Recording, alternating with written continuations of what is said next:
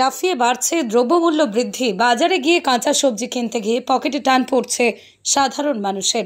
আর জিনিসপত্রের আকাশ ছোঁয়া মূল্যবৃদ্ধি নিয়ে এবার সরব হলেন ফরওয়ার্ড ব্লক পাঁচলা লোকাল কমিটির সম্পাদক তথা ফরওয়ার্ড ব্লক পশ্চিমবঙ্গ রাজ্য কমিটির সদস্য ফরিদ মোল্লা। শুক্রবার তিনি কাঁচা সবজির দাম বৃদ্ধি নিয়ে সরব হন। পাশাপাশি সাধারণ মানুষের কথা মাথায় রেখে দ্রব্যমূল্য বৃদ্ধি নিয়ন্ত্রণে আনার জন্য সরকারি হস্তক্ষেপের দাবি জানায়। যদিও গত কয়েকদিনের তুলনায় শুক্রবার থেকে বিভিন্ন বাজারে কমতে দেখা গেছে কাঁচা সবজির দাম। আমরা এক কথায় বলবো যে মূল্য বৃদ্ধি বা মানুষের নিত্য প্রয়োজনীয় জিনিসের যে সমস্ত জিনিস তার যে মূল্য বৃদ্ধি, এটা একেবারে মানুষের নাবিশ্বাস হয়ে যাচ্ছে। মানুষ দুবেলা দুমুঠো পেট ভরে খেতে পাচ্ছে না। আমাদের রাজ্যে এই অবস্থা তৈরি হয়েছে, সাথে সাথে সারা ভারতবর্ষেই একই জিনিস হয়েছে। অর্থাৎ মানুষের কর্মসংস্থান হারিয়েছে, নতুন কাজের কোনো জায়গা হচ্ছে না।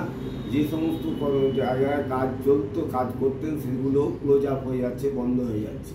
এবং কৃষিক্ষেত্রেও কাজের জায়গা কমে যাচ্ছে। স্বাভাবিকভাবেই জিনিসপত্রের দাম এবং বিশেষ করে এই মুহূর্তে আপনি যদি দেখেন যে কাঁচা আনাজ বা নিত্য প্রয়োজনীয় জিনিসপত্র যেগুলোকে বলি আমরা 36টা, যা সকাল থেকে একেবারে টুথব্রাশ থেকে শুরু করে রাত্রে ঘুমোতে যাওয়া পর্যন্ত যে ওষুধ খেতে হয়, তার যে দাম, তা কেন্দ্র এবং রাজ্য দুই সরকার তাদের উদাসীনতা এবং তাদের ব্যর্থতার জন্যই হচ্ছে বলে আমরা মনে করছি।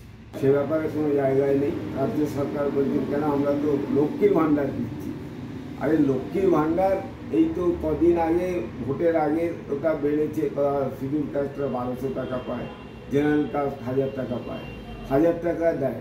আজকে সর্ষের তেলের দাম কত, আজকে পেট্রোলের দাম কত, আজকে ডিজেলের দাম কত, আজকে আপনার নিত্য প্রয়োজন মানে ডাল, আলু আপনার 40 টাকা কিলো দরে কিনতে হচ্ছে। জ্যোতি আলু আর চন্দ্রমুখী আলু 40 থেকে 45 টাকা কেজিতে কিনতে হচ্ছে।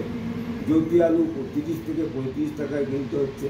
পেঁয়াজের দাম, তারপরে আপনার ঢেঁড়সের দাম ভাবতে পারেন, আপনার ঝিঙে 90 টাকায়, রানিহাটি মার্কেটে 90 টাকা ঝিঙে।